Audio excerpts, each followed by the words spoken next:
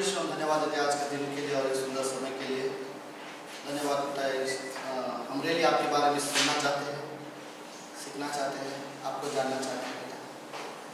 धन्यवाद इस क्लास के लिए, आप रियली ब्लेस करना बेटा। प्रार्थना यीशु मसीह के नाम से करते हैं, आमीन। ओके, सो इब्राहिम की लाइफ से ओके, क्लास का नाम है, हम सबको पता है बाइबल के महान व्यक्तियों के बारे में जो स्त्री और पुरुष है। इसमें हम लोग बहुत ज़्यादा कैरेक्टर में नहीं ले सकता, ये 2 क्रेडिट क्लास है, 2 पॉइंट मिलेंगे आपको अगर आपने फेथफुली क्लास अटेंड किए हो या फेथफुली असाइनमेंट अगर एग्जाम आपने दिया हो तो 2 पॉइंट्स की क्लास है, राइट। एक क्लास अगर गलती से मिस होता है, गलती से मतलब आपका प्रॉपर रीजन है तो एक क्लास आप मिस कर सकते हो। एक क्लास में 2 क्लास मिस हो जाते हैं, राइट।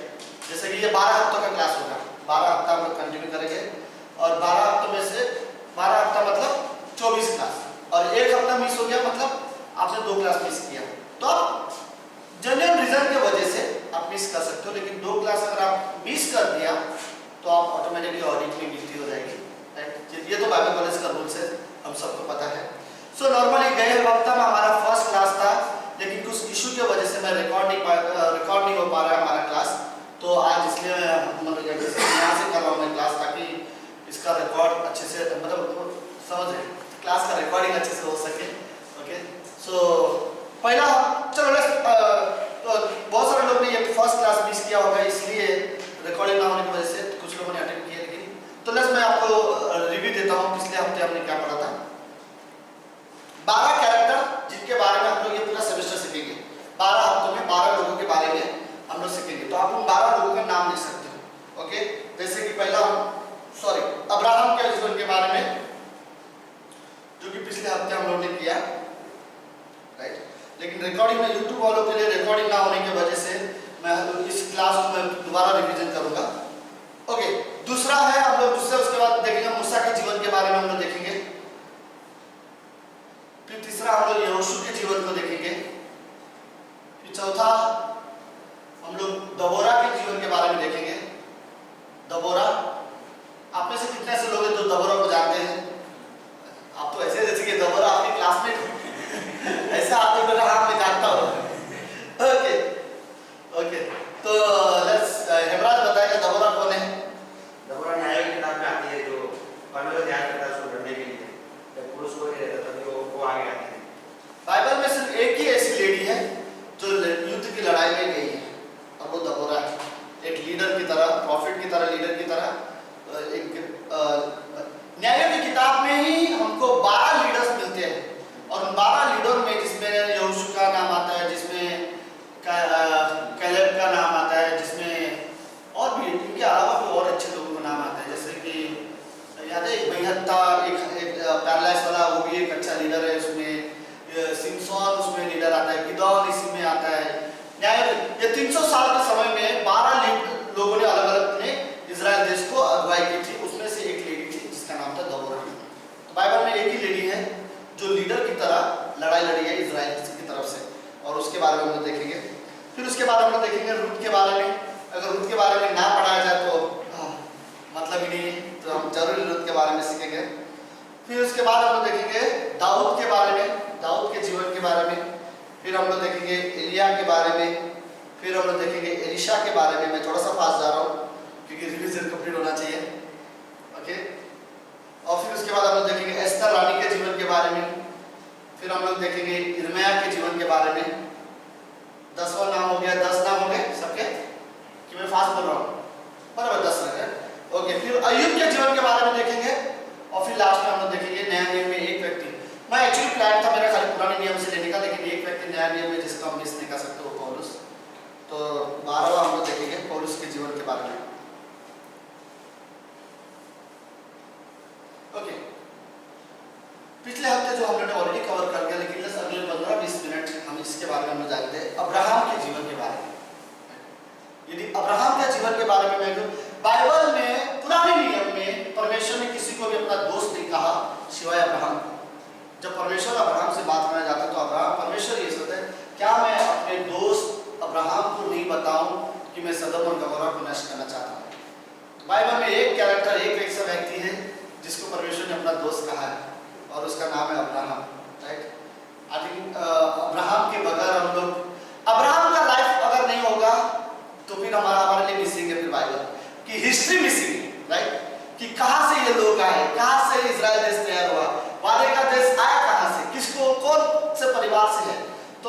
शुरुआत हम लोग जानते हैं, पहला जिसकी शुरुआत थी वादे के देश का, वो परमेश्वर ने अब्राहम को चुना, तेरे द्वारा मैं एक राष्ट्र बनाऊंगा, राइट। तो परमेश्वर ने अब्राहम को ये किया था। ओके, उत्पत्ति के 12वें अध्याय में अब्राहम की कॉलिंग है। अब्राहम की पहली बुलाहट कौन सी है, कहां पर है? हाँ, उत्पत्ति के, हाँ, लेकिन एक्चुअली ध्यान से देखा जाए तो अब्राहम की पहली बुलाहट 12वें अध्याय में नहीं है, उससे पहले है। अब्राहम की 12वें अध्याय में उसकी दूसरी बुलाहट, जब उसको एक्चुअली परमेश्वर, तो हो गया ये, अब्राहम जो था वो, इस हिस्से को समझो, आप पढ़ोगे तो आपको मिल जाएगा, मैं जस्ट बता देता हूँ शॉर्ट। ओके, मेसोपोटामिया में एक शहर है, एक नगर है जिसका नाम होता है ऊर नगर। वहां पर एक्चुअली में अब्राहम का जन्म हुआ और अब्राहम वहीं से था, ऊर नगर में। और ऊर नगर में परमेश्वर ने अब्राहम को बुला दिया था, पहली बार कॉलिंग किया था, तब वो ऊर नगर में रहता था, राइट। फिर जब वो ऊर नगर से परमेश्वर से बुलाया तो सब वो निकल गया। आपको ये मिलेगा बेतों के काम के 7वें अध्याय दूसरी पंक्ति में। जब वो वहां से निकला तो हारान में पहुंचा, और जब वो हारान में पहुंचा तो उसके पिताजी मर गए थे रास्ते में। जब अब्राहम के पिताजी मर गए रास्ते में तो अब्राहम थोड़ा सा डिस्करेज है, वो ये सोच रहा मैंने अपना घर छोड़ा, परिवार छोड़ा परमेश्वर के कहने की वजह से, और आधी रास्ते में मैंने अपने पिता को खो दिया। तो यहाँ पर हम लोग बोल सकते हैं अब्राहम थोड़ा सा टूटा हुआ था, थोड़ा सा निराश था, थोड़ा सा उसे दुख थी, थोड़ा सा इस बात की उसे हल्का सा उसे दुख हुआ था। तो इस दुख की वजह से फिर अब्राहम ने हम लोग उसके बाद ये बोल सकते हैं, फिर उसके बाद परमेश्वर ने सोचा लेट्स, अब्राहम को अभी उत्साहत की भी जरूरत है। तो अब्राहम के पास परमेश्वर का वादों से और आशीष के साथ आया, राइट। और जब 12वें अध्याय में परमेश्वर ने अब्राहम से कहा, जैसे मैं आप लोगों के लिए पढ़ता हूँ पहली पंक्ति से, यहोवा ने अब्राहम से कहा, मानो ये पहली बार नहीं, ये सेकेंड टाइम, अपने देश, अपने कुटुंबियों, अपने पिता के घर को छोड़कर उस देश को चला जा जो मैं तुझे दिखाऊंगा। अभी तक उसने दिखाया नहीं कि उसे कहाँ जाना है। दूसरी पंक्ति, मैं तुझसे एक बड़ी जाति बनाऊंगा, मैं तुझे आशीष दूंगा, तेरा नाम महान करूंगा, तू आशीष का मूल होगा, जो तुझे आशीष दे उन्हें मैं आशीष दूंगा, जो तुझे श्राप दे मैं उन्हें श्राप दूंगा, और भूमंडल के सारे कुल तेरे द्वारा आशीष पाएंगे। मैं ये 15 मिनट थोड़ा सा पास जा रहा हूँ क्योंकि मुझे कवर करना, ये पिछले हफ्ते के क्लास में रिवीजन कर रहा हूँ क्योंकि आपको सब कुछ मिसिंग किया था इसलिए। ओके, सो अभी यहाँ पर देखा चौथी पंक्ति का फर्स्ट लाइन मुझे सबसे पसंद है, यहोवा के इस वचन के अनुसार अब्राहम चला, राइट। परमेश्वर के वचन के अनुसार अब्राहम चल दिया। तो कई बार ऐसा होना चाहिए, चलो परमेश्वर ने कहा है तो चलो। तो इस बार एक आज्ञा के पीछे 6 आशीष, आप ये अगर इसे ध्यान से पढ़ोगे आप इसको 6 अलग अलग प्रकार के आशीष मिलेंगे। परमेश्वर इसे हम लोग कई बार ये बोलते हैं कि हमेशा आशीष आज्ञा के पीछे होता है, राइट। आज्ञा पालन करोगे तो आशीष पाओगे। कई सारे लोग इसलिए आशीषित है क्योंकि वो आज्ञा मानते हैं, और कई सारे लोग इसलिए आशीषित नहीं है क्योंकि वो आज्ञा का पालन नहीं करते। तो हर आज्ञा के पीछे एक आशीष छुपा हुआ है, वो नहीं दिखाया जाता। उसे आज्ञा मानो तो फिर आपको दिखा देगा कि उसके पीछे आशीष था, राइट। अब्राहम को एक आज्ञा मानना था, अपना घर छोड़, और उसके पीछे कई सारे आशीष थे। तो यही आशीष को लेकर अब्राहम अपने जीवन में परमेश्वर के साथ आगे बढ़ा। ठीक है सब लोग? ओके, तो लेट्स हम लोग देखते हैं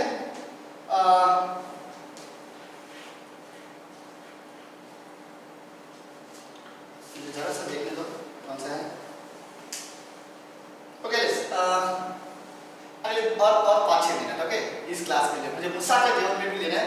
मैंने एक्चुअली पढ़ाई करके आया हूँ मूसा की लाइफ से, लेकिन पिछला क्लास में आप लोगों ने मिस किया था, इसलिए मैं इसे मिस नहीं करना चाहता। तो अब्राहम के जीवन से कुछ चीजें सीखते हैं। चलो लेट्स फास्ट लिखते हैं। पहला, 6 ऐसी चीजें जो अब्राहम के जीवन से हर विश्वासी सीख सकता है। 6 चीजें जो अब्राहम के जीवन से सीख सकते हो। ओके, 6 चीजें जो आप अब्राहम के जीवन से सीख सकते हो। लेट्स कौन सी चीजें? पहला, आज्ञा पालन। अब्राहम को आज्ञा मानने की एक तरह से स्वभाव था कि परमेश्वर के हर कोई आज्ञा का पालन करने के लिए तैयार था। और उसकी आज्ञा ऐसी थी कि अब्राहम को परमेश्वर ने आज्ञा दी है और वो उसे मानेगा तो उस आज्ञा मानते समय उसे कोई नहीं हिला सकता। देखो, परमेश्वर ने जस्ट चापलूसी करके उसे नहीं कहा तू विश्वास का पिता कहलाएगा। इसके लिए वो इतना आज्ञाकारी भी था जिसके वजह से परमेश्वर से विश्वास का पिता शब्द का नाम देता है। रोमी की किताब 3 अध्याय में उसे विश्वास का पिता कहा गया। उसे ऐसे ही कहा गया, उसके कारण ही क्योंकि उस तरह से वो आज्ञा मानता था और विश्वास भी रखता था। तो आज मुझे लगता है पहली चीज है आज्ञा पालन उसके जीवन से हम लोग देखते हैं। क्या अब्राहम को जो परमेश्वर ने कहा उसने माना, राइट। और आज्ञा पालन उसको तो हम जीवन की शुरुआत से ही देखते हैं, जिस दिन उसे घर से निकलने बोला वो तैयार हो गया था, राइट। तो आज्ञा पालन था। दूसरा, मैं जस्ट एक्सप्लेनेशन नहीं कर रहा हूँ, इनको इसी 6 पॉइंट को हमने क्लास में पूरा एक्सप्लेनेशन किया था, तो आपको खाली हम पॉइंट बता रहा हूँ। तो ठीक, ओके। दूसरा, अब्राहम के जीवन से कोई चीज आप देख सकते हो तो वह विश्वास का जीवन, राइट। इसलिए परमेश्वर ने उसे विश्वास का पिता का नाम दिया, राइट, क्योंकि उसका जो जीवन था वो विश्वास का जीवन था। हम कई बार सोच सकते हैं अब्राहम को 75 साल में परमेश्वर ने बुलाया और उसे कहा मैं तुझे एक बेटा दूंगा, राइट। एक्चुअली ध्यान से देखा जाए तो 75 साल में ऑलरेडी ऐसे उम्र है जिससे मन में बच्चे नहीं होते।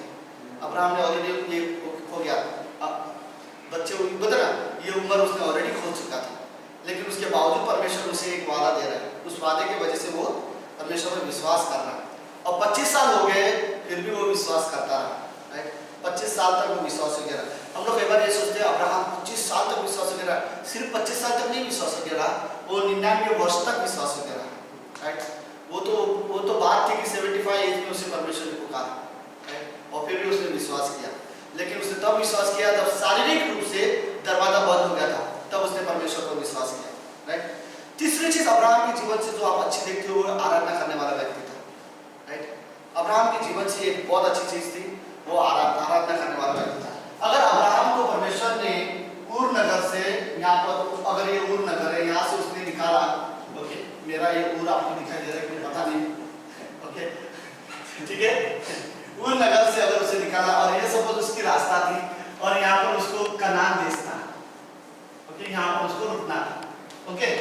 तो इस यात्रा में अब्राहम को चलते चलते चलते जहां परमेश्वर उसे बोलता था आज के दिन तू यहाँ पे रुक जा, तो अब्राहम यहाँ पर क्या करता था, वेदी बांध देता था, और वेदी बांध के वो आराधना करता था। फिर दोबारा वो आगे बढ़ता, जहां परमेश्वर उसको बोलता था रुक जा, वो वहां पर वेदी बांध देता था, वेदी बांध के वहां पर वो आराधना करता था। फिर वो चलते चलते आगे जाता था, जहां पर वो रुकता था वहां पर वो आराधना करता था, फिर वो आगे बढ़ता था। अब्राहम की जीवन की सबसे अच्छी खास थी कि वो जहां पर रुका वहां पर उसने परमेश्वर के लिए वेदी बना के आराधना किया। तो अब्राहम की तीसरी चीज जो सबसे खास बात थी, अब्राहम आराधना करने वाला व्यक्ति था, राइट। चौथी चीज, विश्वास विरासत में नहीं मिलती थी, राइट। विश्वास विरासत में नहीं मिलती, ऐसे अब्राहम को खुद विश्वास करना पड़ा। ऐसा नहीं कि कोई और विश्वास हर एक की लाइफ में ऐसी चीज है कि वो आपको बोलते ना, क्या उदाहरण,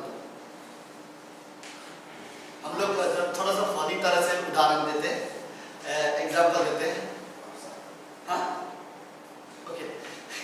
सो फनी तरह से एग्जाम्पल हमारा एक्चुअली नॉर्मली रहता है कि बोलते ना, विश्वासी के घर में जरूरी नहीं कि जो बच्चा पैदा हो वो विश्वासी ही होगा, राइट। हम लोग ये नॉर्मली मतलब उदाहरण के लिए ऐसे कि गधा अगर गलती से गधा अगर जाके गाय के गोठे में बच्चा पैदा करे तो वो गाय का बच्चा नहीं देगा, वो गधे का ही बच्चा देगा, राइट। सो ऐसा होता है, राइट। तो ऐसा नहीं कि विश्वासी के घर में जाके पैदा हो गया तो फिर तुम विश्वासी हो गए, तुम्हें भी विश्वास करना पड़ेगा बड़ा हो गया।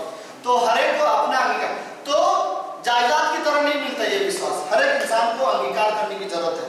तो अब्राहम के लाइफ से देखते हैं कि अब्राहम एक विश्वासी था, राइट, और आगे जाके उसके बेटे को विश्वास करना पड़ा, उसे भी विश्वास करना पड़ा। पांचवी चीज अब्राहम के जीवन से हम जो देख सकते, विश्वास की चाल भी थी। वो ऐसा नहीं कि विश्वास करता था, विश्वास की चाल भी थी उसके पास, राइट। विश्वास का जीवन था, मतलब विश्वास की चाल, जैसे वो जो वो करता था उसका एक कारण था कि वो परमेश्वर पर विश्वास करता था। चाहे बच्चे को वेदी पे रखना हो, चाहे घर छोड़ना हो, वो विश्वास करता था और वैसा वो चाल चलता था। कईयों में मैं एक सटन वो नहीं देना चाहता नंबर्स, लेकिन ये रियलिटी है कि क्रिश्चियन लाइफ में कई सारे लोग हैं जो विश्वास करते हैं लेकिन विश्वास की चाल नहीं दिखाई देते, राइट। मतलब विश्वास का जीवन नहीं होता। मतलब कई बार ऐसा होता है कि एक विश्वासी जो विश्वास करता है वो उसी विश्वास में नहीं चलता। वो बोलता है कि मैं ऐसा विश्वास करता हूँ, प्रार्थना करने से परमेश्वर उत्तर देगा, प्रार्थना में बहुत सामर्थ्य है, लेकिन खुद प्रार्थना नहीं करता, राइट। हम लोग को इसको सॉरी लगता है लंच मैंने बहुत देर से किया। फॉर एग्जाम्पल मैं जस्ट आपको एक उदाहरण देता हूँ, जो बोलते हैं ना विश्वास की चाल, मतलब ऐसा होता है एक आदमी सर्कस में क्या बोलते हैं, बड़ा सा रस्सी बांधता है और फिर वो सर्कस में रस्सी में चलता है, फिर वापस आता है, फिर चलता है, फिर वापस आता है। तो बोलते वाह कितना अच्छा करता है। फिर वो जाता है सर्कस में, रस्सी में एक पैर ऊपर करता है, फिर रस्सी हिलाता है ना, जोर जोर से हिलाता है, फिर वापस वो उसको रुकता है, फिर वो पीछे चल के आता है, फिर वापस वो करता है। फिर एक आदमी ने वो क्या होता है, वो रेती सीमेंट जमा करने वाली गाड़ी होता है, याद है, रेती सीमेंट का वो गाड़ी होता है ना, तो वो गाड़ी लेते हैं, उसी रस्सी में दौड़ दौड़ के चला जाता है, फिर रस्सी हिलाता है, फिर वापस लेके आता है, फिर वो सर्कस करता है। फिर उसने पब्लिक से, लोगों से पूछा, आप लोगों को क्या लगता है इस गाड़ी में अगर मैं एक आदमी को बिठाऊं तो क्या मैं इस रस्सी में लेके जा सकता हूँ, लेके आ सकता हूँ? तो उसमें कोने में एक आदमी खड़ा, कर सकता है, तू इजीली कर सकता है, हमें विश्वास है, तू तेरे में कैपेसिटी है कि तू आराम से कर देगा। तो उसने उसको पूछा, क्या तू बैठेगा इसमें? तो उसने तुरंत बोला कि नहीं, आप किसी और को बैठे, मैं देखने में। सो कई बार ये प्रॉब्लम होता है कि हाँ मैं विश्वास करता हूँ, तू भी करता, लेकिन वहां पर मुझे मत, राइट? तो कई बार तो कई बार विश्वास की चाल भी मायने रखती है, खाली विश्वास की भाषा नहीं मायने रखता है कि हम लोग बहुत क्रिश्चियन वाले बातें बोलते हैं, लेकिन जीवन वैसा नहीं होता। अब्राहम के जीवन से हम देख सकते हैं, उसने विश्वास की चाल थी उसकी, राइट? वेदी पर बच्चे को रखने उसने रख दिया। छठवीं चीज मुझे एक्चुअली अच्छा लगा, मेरा फेवरेट है, अब्राहम के जीवन से अगर हम सीख सकते हैं तो वो ये, बलिदान हमेशा आसान नहीं होता। बलिदान हमेशा आसान नहीं होता। घर वालों को छोड़ना है, भाइयों को छोड़ना है, आगे जाके भतीजों को छोड़ना है, पिताजी का बीच रास्ते में फ्यूनरल कर आगे बढ़ना है, उसमें भी वो तैयार था, या फिर अपने बेटे को वेदी पे रखना है, वो भी वो तैयार था, लेकिन कहीं पर वो रुका नहीं, राइट? उसके जीवन की ये सबसे अच्छी बात थी कि वो फिर भी कभी हारा नहीं, राइट? वो फिर भी बलिदान इतना हमेशा इमेजिन यीशु मसीह ने खुद बलिदान किया, कहाँ आसान था, राइट? जो भी इंसान ने यीशु मसीह के लिए सैक्रिफाइस किया, कहाँ इतना आसान होता है? कई सारे मिशनरीज ने अपनी जान दिए हैं, कहाँ इतना आसान था? बलिदान हमेशा आसान नहीं होता। कई सारे लोग अपने घर छोड़ते हैं, रिश्तेदार से रिश्ता तोड़ना पड़ता है, कई बार लोगों का अपमान मिशनरी बन के जाने, कहाँ इतना आसान लगता है? मिशनरी का लाइफ सेटल होगा, लाइफ सेटल नहीं होगा, राइट? लाइफ एक्चुअली चैलेंज वाली है, राइट? लेकिन बलिदान हमेशा इजी नहीं होता। लोग परमेश्वर के, क्योंकि क्या होता है ना कहीं बलिदान में ना हम जो कंफर्ट जोन होते हैं ना, आरामदायक जीवन को छोड़कर आते हैं, राइट? और कई बार ये होता है। तो मुझे यह छठी चीज अब्राहम के जीवन से मुझे ये चीज बोल सकता हूँ, अगर हमें सीखना है तो वो ये, बलिदान हमेशा आसान नहीं होगा, राइट? ओके, लास्ट में जो अब्राहम के जीवन से मुझे जो बहुत अच्छा लगा वो ये था, अब्राहम निर्णय लेने वाला व्यक्ति था, राइट? सिर्फ हाँ प्रभु नहीं, निर्णय लो, डिसीजन मायने रखते हैं, राइट? कोई चीज आप नहीं कर पाओगे पूरा जब तक आप निर्णय नहीं लोगे, राइट? कुछ काम करने से पहले एक डिसीजन होता है जो हमारे मन के अंदर होता है, जो हम मन में ठान लेते हैं मुझे ये करना है, और वो डिसीजन के अनुसार हमें रियली करने की जरूरत होती है, राइट? तो कई बार ये नहीं मायने रखता हमारे निर्णय, लोगों के निर्णय से पता चलता है कि वो एक्चुअली आप अपना विश्वास मुझे नहीं पता कैसे पुट करोगे, बिना निर्णय कैसे पता चलेगा, राइट? आपके डिसीजन मायने रखते हैं, छोटी चीजें बड़ी चीजें, ऐसा नहीं कि नहीं, आपके निर्णय बहुत रियली परमेश्वर की नज़र में आदर के योग्य होते हैं, राइट? अगर वो परमेश्वर के कारण लिए गए निर्णय हो तो वो रियली आदर के योग्य होते हैं। तो ये 7 ऐसी चीजें हैं जो मैंने 7 बोला, राइट? बाद में मैंने 6 बोला था, लेकिन 7 इसमें है। हाँ यस, मैंने क्लास में लास्ट में मैंने ये एक्चुअली ऐड कर दिया था, उसी वक्त नोट्स में लिखा। तो हाँ, तो ये 7 ऐसी चीजें हैं जो अब्राहम के जीवन से हम सीख सकते हैं। बाय द वे, ये सातों चीज करने के लिए अब्राहम फेथफुल क्यों था? क्या कारण था कि अब्राहम आज्ञा मानता था, विश्वास भी रखता था, आराधना के लिए भी विश्वास रखता था, विश्वास की चाल भी उसके पास थी, बलिदान उसके लिए इतना आसान नहीं था फिर भी बलिदान करता था, और हर बार आसानी से निर्णय ले लेता था। कारण एक ही था, अब्राहम के पास एक ऐसी चीज थी जिसके वजह से वो हर जगह विश्वास हो गया, और वो एक चीज परमेश्वर का वादे, राइट? मैं तुझे एक बड़ी जाति बनाऊंगा, मैं तुझे एक देश तैयार करूंगा। उसका परमेश्वर की एक चीज अब्राहम के पास थी जिसके वजह से वो बाकी 7 चीज कर सकता था, और वो एक चीज था परमेश्वर का वादा। अब्राहम के पास से परमेश्वर के वादे थे, राइट? सो मुझे लगता है ये क्लास मैंने 20 मिनट ले ली है ऑलरेडी। ओके, सो चलो लेट्स, अब्राहम की कुछ मिस्टेक अगर देखना है तो अब्राहम की कुछ गलतियां आप लोग लिख लो, ओके? जल्दी, मैं ज्यादा एक्सप्लेन नहीं करूंगा। पहला गलती, हाजिरा के साथ संबंध, राइट? हाजिरा के साथ संबंध उत्पत्ति के 16वें अध्याय में किया था। क्या कारण है हाजिरा के साथ संबंध रखने का? कई बार लोगों को प्रॉब्लम ये रहता है, लोगों को लगता है परमेश्वर का वादा हमें पूरा करना है, तो फिर वो अपने आइडिया लगाते हैं, अपने विचार जोड़ देते हैं, राइट। और उसकी पत्नी ने जाकर उसे कहा परमेश्वर ने हमें वादा दिया है होगा, लेकिन अभी तो मुझे लगता नहीं, तो शायद उसका जो वादा है वो हमें पूरा करना है, तो अब तू मेरी दासी के साथ संबंध बना और एक बच्चा पैदा कर दे, राइट। तो ये इंसान की सोच में बहुत बड़ी गलत होती है। आप कभी ये नहीं सोच सकते परमेश्वर का वादा आपको नहीं पूरा करना है। परमेश्वर का वादा परमेश्वर पूरा करेगा सिर्फ आपके द्वारा, वो सिर्फ आपको इस्तेमाल करेगा, आपको सिर्फ अवेलेबल रहना है, राइट। और परमेश्वर का वादा परमेश्वर अपने समय में पूरा करेगा, वो समय आप नहीं कर सकते। तो अब्राहम की एक गलती थी कि वो हाजिरा के साथ उससे संबंध रखी थी। ओके, दूसरी गलती अब्राहम का क्या था? अब्राहम का मिस्र देश में जाना उसकी दूसरी गलती थी। ओके, आप लोग देख रहे हो? ओके, यहां पर जब वो जा रहा था और जब वो हारान में था, आई थिंक जस्ट सपोज हारान यहां पर जहां पे उसका पिताजी मर गया था, जब वो हारान में था और जब वो आगे बढ़ा, सिर्फ एक ऐसा जगह था मिस्र, जहां वो जाते मिस्र में थोड़ा सा अकाल आ गया रास्ते में, हारान में थोड़ा आगे अकाल आ गया, तो इसने थोड़ा सा पीछे चला गया और मिस्र में आ गया, क्योंकि मिस्र में सब कुछ अच्छा था, कंफर्टेबल था, और वो यहाँ से तो यहाँ पर आकर उसने दो बहुत बड़ी गलती कर दी अब्राहम ने मिस्र देश में आकर। ये उसको आने नहीं, मिस्र हमेशा संसार का रूप होता है बाइबल में, राइट। तो मिस्र देश में आकर अब्राहम ने हमेशा गलती की। मिस्र का प्रतीक, मिस्र मतलब होता है संसार, राइट।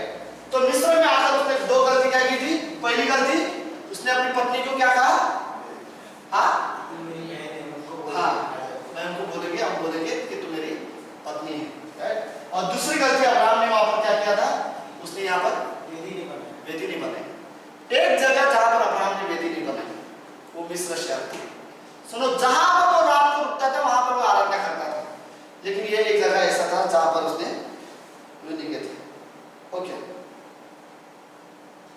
तो बाय द वे ये तीन हम लोग नॉर्मली देखते हैं उसकी गलतियां, राइट। हाजिरा के साथ उसका संबंध, मिस्र में जाना, ओके, अब्राहम का मिस्र में जाना, और फिर अब्राहम को अपनी पत्नी को नहीं, सॉरी, मिस्र में जाकर ये दो गलती की थी, सॉरी।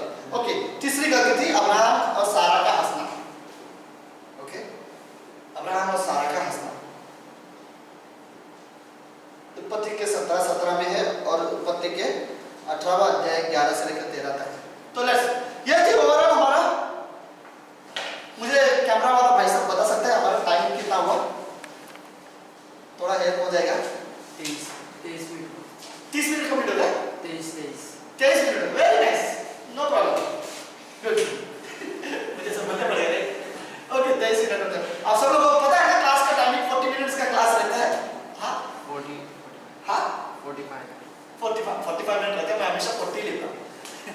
तो ओके, तो लेट्स, तो ये था पिछले हफ्ते, एक्चुअली मैंने पढ़ा चुका था बट मुझे थोड़ा सा रिवीजन करना था। तो आपको समझ में आ गया है अब्राहम के जीवन से? तो ये 6-7 चीजें ऐसी है जो अब्राहम के जीवन से हमें रियली सीखना चाहिए। ओके, लेट्स, सॉरी गलती से नंबर नहीं हो गया। चलो लेट्स, मूसा का जीवन। ओके, बाइबल में मूसा पूरा नियम के बारे में बात करना है, और मूसा ना रहे तो कैसे रहेगा, राइट। ओके,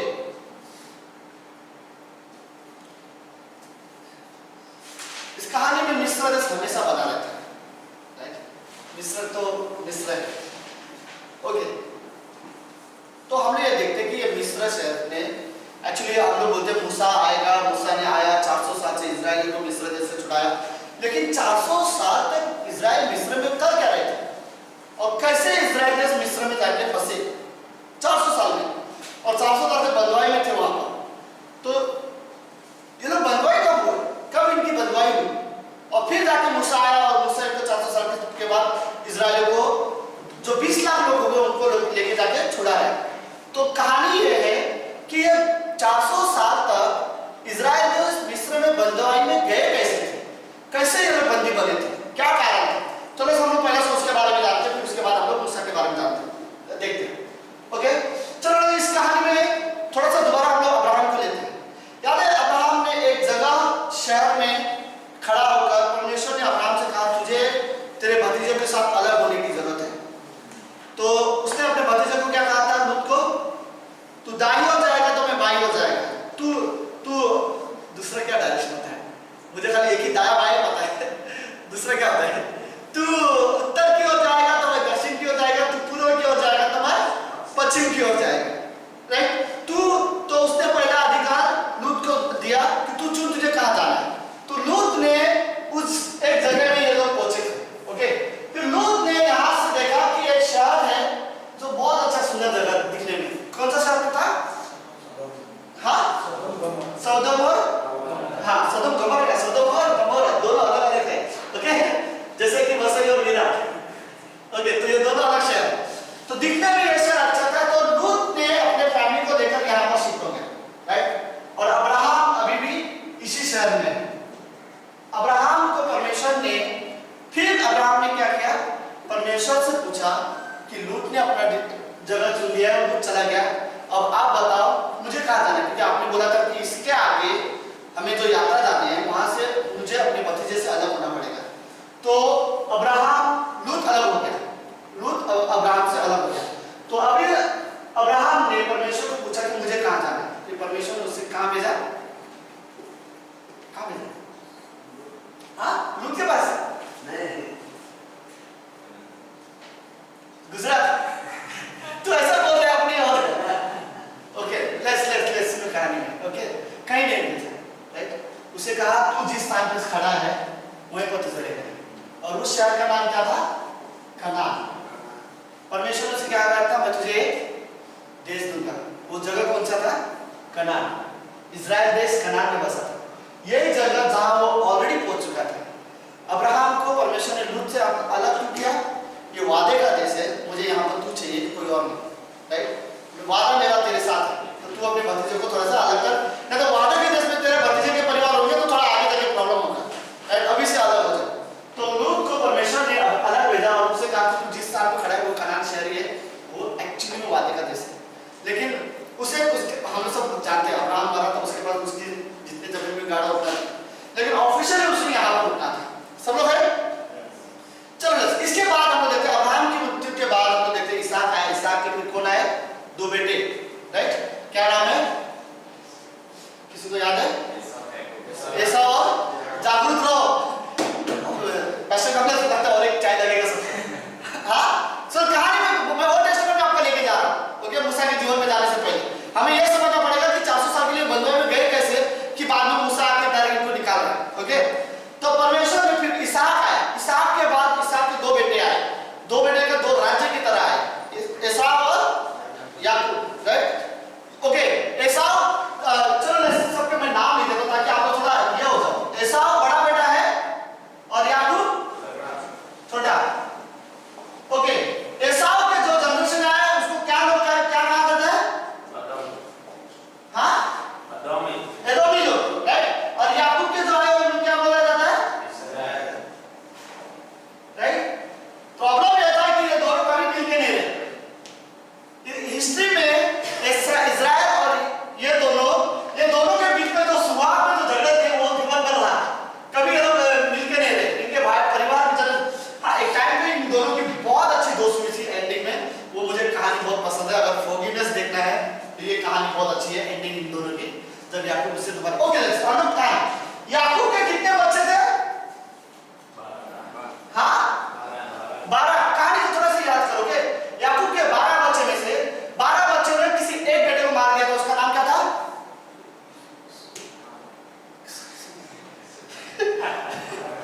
12 बेटे ने एक बच्चे को मारने की कोशिश किया था। हाँ, यूसुफ, राइट? उसे फिर बेच दिया, राइट? यूसुफ को क्या किया? बेच दिया।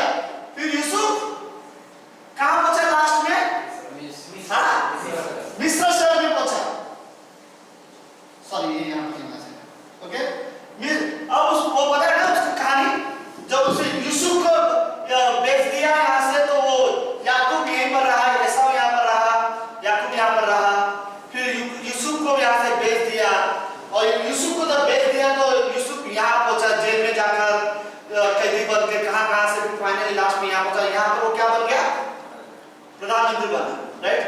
और फिर क्या हुआ, कनान देश में अकाल आया। इजराइल देश में एक चीज है, जब भी इजराइल में अकाल आया है लोग वहां से भागे दूसरे देश में शरण के लिए, और यह उनकी सबसे बड़ी गलती रही है, राइट। तो सुनो, कनान देश से ओके यहाँ पर अभी कितने भाई रहे हैं? 11 भाई लोग, राइट। क्योंकि एक भाई उनका मिस्र शहर में है और मिस्र शहर में वो बड़ा प्रधानमंत्री बन गया। पूरी दुनिया में जब अकाल आया था, याद है इसको दर्शन मिल गया था यूसुफ को, पूरी दुनिया में अकाल आने वाला है और वो बहुत बड़ा अकाल होगा, 7 साल का अकाल होगा। तो उसने क्या किया था, 7 साल के लिए जो भी गेहूं धान जो भी था सब जमा करके रख दिया था, और पूरी दुनिया के लोग खरीदने के लिए इजराइल में जाते थे यूसुफ के पास। और ये दिमाग यूसुफ का वजह से हुआ था, क्योंकि यूसुफ को दर्शन मिला और सारे लोगों ने यहाँ पर धान जमा करके रख दिया। इसीलिए सब लोग के लिए ये आसान हो गया था बाद में कि जहां भी लोगों को प्रॉब्लम है वो जाके यहाँ पर धान खरीदने लगे थे। टाइम आया कि 12 भाई यहाँ गए, 11 भाई यहाँ गए धान खरीदने के लिए। जब लोग यहाँ गए धान खरीदने के लिए 11 भाई अपने अपने पैसे लेकर, तब उनको वहां पर उनका छोटा भाई वापस मिल गया। जब छोटा भाई उनको वापस मिल गया तो उसने सबको धान भी दिया और धान की बोरी जो होता है, जो गेहूं चावल होता है उनकी बोरी में उनका पैसा रिटर्न दे दिया। उनको पहले अपने घर में बिठाया, खाना पीना खिलाया, सबको बताया मैं तुम्हारा छोटा भाई हूँ। फिर 11 भाई धान चावल लेकर वापस इधर चले गए, और जब वो यहाँ चले गए याकूब को बताया कि हमारा जो छोटा बेटा है, तेरा जो छोटा बेटा है यहाँ का प्रधानमंत्री बन चुका है। तो इन लोगों ने सोचा एक काम करते हैं, हम सब वहां शिफ्ट हो जाते हैं। तो 11 भाई अपने पिता को लेकर दोबारा यहाँ आ गए, और 12 के 12 लोग क्या, 12 भाई क्या रहने लगे, यहाँ पर रहने लगे। और जब यहाँ पर रहने लगे तो मिस्र का जो राजा था उसने प्रधानमंत्री जो यूसुफ जो प्रधानमंत्री था, और मिस्र के राजा ने क्या कहा, तेरे भाइयों के लिए एक काम करता, मैं जमीन दे देता हूँ, तू यहाँ से मत जा, क्योंकि तू मेरे बहुत बड़ा आशीष का कारण है। इतने बड़े दुनिया में अकाल आया, पूरी दुनिया में सिर्फ तूने दर्शन की वजह से आज हम लोग ये सब कर पाए, तो मैं तुझे छोड़ना नहीं चाहता। तो एक काम का चाहिए तो तेरे भाइयों को भी लेके आ जा। तो उसने ये कहा कि मैं तुम्हें जगह दे दूंगा, तुम वहां पर रह जाना, तुम्हारा जितना जमीन यहाँ पे उससे अच्छा जमीन दे दूंगा। तो वो सब के सब भाई यहाँ पर आकर रहने लगे। 400 साल हो गया। अभी कैसे होता है, उदाहरण कैसे दो, युगांडा के लोग कहीं भी जाए वो पहचान में, चाइना के लोग कहीं भी जाए पता चलता है ये चाइना ही है, राइट। तो ठीक वैसे हो गया, मिस्र के लोगों और इजरायली लोग में लुक में फर्क था, दिखने में फर्क था, तो वो लोग पहचान जाते थे। अभी यहाँ का जो 400 साल के बाद, कितने साल के बाद एक राजा आया जिसका नाम वो फिरौन था, ओके, वो राजा आया। और फिर वो राजा यूसुफ कौन है उसको पता ही नहीं, कौन है यूसुफ को पहचानता ही नहीं था। तो उसने कहा इजराइल में, हमारे मिस्र शहर में हमारे से ज्यादा तो इजराइल की जनसंख्या बढ़ती जा रही है, और ऐसा ना हो कि अगर उनकी गिनती बढ़ती जाए हमसे ज्यादा तो हम लोग के ऊपर गुलामी नहीं करेंगे, वो हम पर राज्य करेंगे। तो उन्होंने क्या कहा, उनके जितने भी बच्चे पैदा होंगे उन्हें मारो, स्पेशली कौन, लड़के, राइट। पुराने जमाने में जनगणना होती थी, जब लोगों की गिनती होती थी, कभी भी स्त्रियों और बच्चों की गिनती नहीं होती थी, सिर्फ आदमी और 20 साल के ऊपर के आदमी की, पुरुषों की ही गिनती होती थी। तो इसीलिए वो बोलते थे कि इनके मैक्स लोगों को लड़का पैदा हुआ तो सबको मारो। और उसी समय में मूसा का जन्म हुआ था, राइट, 400 साल में मिस्र शहर में। और परमेश्वर का अभी भी पता था ये शहर इनका रहने का नहीं है, इनको वापस यहाँ आ जाना चाहिए था। लेकिन इजराइल की बहुत बड़ी गलती थी, जहां इंसान को कंफर्टेबल मिल जाता है जीवन, वो वहां पर सेटल होना चाहता है, राइट। भले वो संसारों में कहीं भी हो, हमें लगता है ये आरामदायक जीवन है, यहाँ पे सेटल हो सकते, तो लोग वहां पे सेटल हो जाते हैं। यह विश्वासी की सबसे बड़ी गलती है कि वो यहाँ पर सेटल होना चाहते थे, और यहाँ सेटल होने की वजह से अभी ये लोग के ऊपर वो राजा थोड़ा स्ट्रांगली काम कर रहा है। एक तो उनके बच्चे लड़के पैदा होते ही मार देता था, फिर उसने कुछ नियम लगा दिए, ईंट बनाते थे, तो वो सब ईंट बनाने का काम ये सब ये लोग का होता था। जो भी वहां पर लोग गुलामी की तरह रहते थे, गुलामी की तरह काम करते थे, और बहुत मतलब एक तरह से वो लोग गुलामी थे वहां पर। तो परमेश्वर ने वहां पर मूसा को तैयार किया।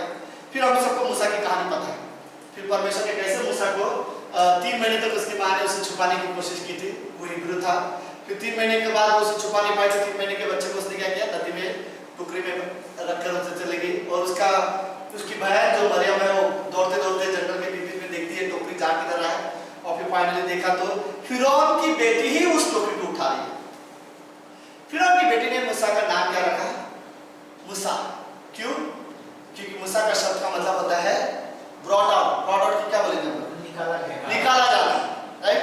और फिरौन को लगता है, फिरौन की बेटी को लगता है मैंने इसका नाम रखा मूसा क्योंकि मैं इसे निकाल रही हूँ, लेकिन एक्चुअली उसका नाम मूसा रखने का कारण पता क्या है? क्योंकि इजराइलियों को वो निकालेगा, राइट। तो फिरौन को जब बेटी को लगता है मैंने मूसा को निकाला पानी में से तो इसका नाम मूसा होगा, लेकिन परमेश्वर की योजना में उसका नाम मूसा इसलिए था क्योंकि इजराइलियों को वो निकालेगा, मूसा के द्वारा वो इजराइलियों को निकालेगा, तो उसके द्वारा, तो इसीलिए उसका नाम मूसा वहां पर रखा गया था। सो ओके, अभी तक हमको ये पता चला कि ये लोग बंधुआई में कैसे गए, सब लोग है कहानी में। तो ये कारण था उनके मेन बंधुआई का कि वो लोग 400 साल के लिए बंधुआई में आ गए, और अब ऐसा व्यक्ति राज्य कर रहा है जो मूसा, जो यूसुफ को जानता ही नहीं, जो उस समय के 100 साल पहले लोग होते उनको जानता ही नहीं, तो वो लोग के ऊपर थोड़ा क्रूर होता ना, बहुत क्रूर क्या बोलो, खड़ूस बोलोगे तो भी चलेगा, राइट। उस तरह का वो व्यक्ति बन गया। ओके, मेरा खुद का ऐसा मानना है कि बाइबल में अगर कोई व्यक्ति है जिसने सबसे ज्यादा परमेश्वर के साथ समय बिताया है तो वो मूसा है, राइट। सबसे ज्यादा परमेश्वर के साथ समय बिताकर बात किया है, याद है 40 दिन तक परमेश्वर से बात करना, ये कोई रियली इजी नहीं है, आसान नहीं था, राइट। लेकिन परमेश्वर मूसा ने वो किए। सो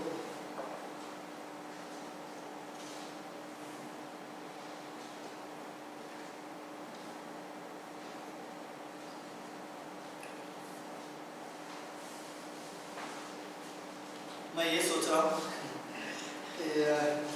ओके लेट्स, हम लोग यहाँ पर थोड़ा ब्रेक लेते हैं, क्योंकि अगर मैं ये पॉइंट स्टार्ट करने जाऊँगा 4 पॉइंट तो फिर वो क्लास लंबा हो जाएगा, राइट। तो मैं वैसे भी हमारा टाइम हो गया, वैसे ब्रेक का 40 मिनट्स ऑलरेडी हो चुके क्लास में, तो लेट्स यहाँ पर ब्रेक लेते हैं, फिर 5 मिनट में हम दोबारा क्लास शुरू करेंगे, फिर मूसा के जीवन को अगले 40 मिनट में हम सीखेंगे। यीशु मसीह के नाम से आमीन।